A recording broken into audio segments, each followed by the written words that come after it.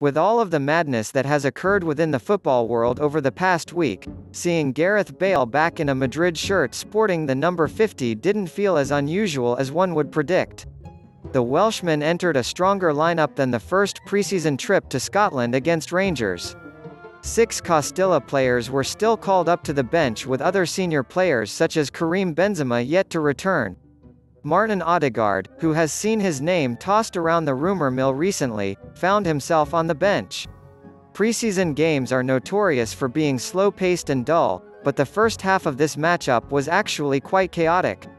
For a neutral viewer, this made it a far better spectacle, but fans of these two sides would have been more concerned that neither side managed to string together more than a handful of passes without a mistake. New Milan goalkeeper Mike Maignan made a big blunder that was very close to being picked up by Luka Jović early on. The scrappy play made the game an end-to-end battle, but the friendly factor perhaps stagnated a lot of the end product. The best chances came through Milan, who hit the post, and Isco, whose spin and shot brushed the outside of the net.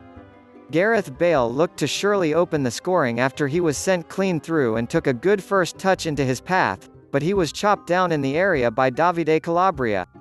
The iconic number 50 then stepped up to try and claim justice, but Maignan redeemed himself and made a low save to his left to keep it even at halftime. The second half brought much change, with 6 substitutes entering the action. The intensity of the game seemed to depart alongside the players that were switched out, and other than a great Andriy Lunin save to deny Brahim Díaz from distance, it was a really forgettable second period. The young Castilla players introduced played with heart and something to prove to Ancelotti, and there were some great spells in possession by all involved. That did not stop numerous pitch invaders providing the best bit of entertainment of the game. Sergio Arribas volleyed just over the target with minutes to go, but that would prove to be the last real chance at preventing a goalless scoreline.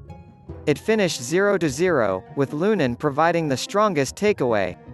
In terms of sharpness, with preseason about to conclude, every player looked ready to progress into competitive football, with chance creation being the only unsatisfying factor.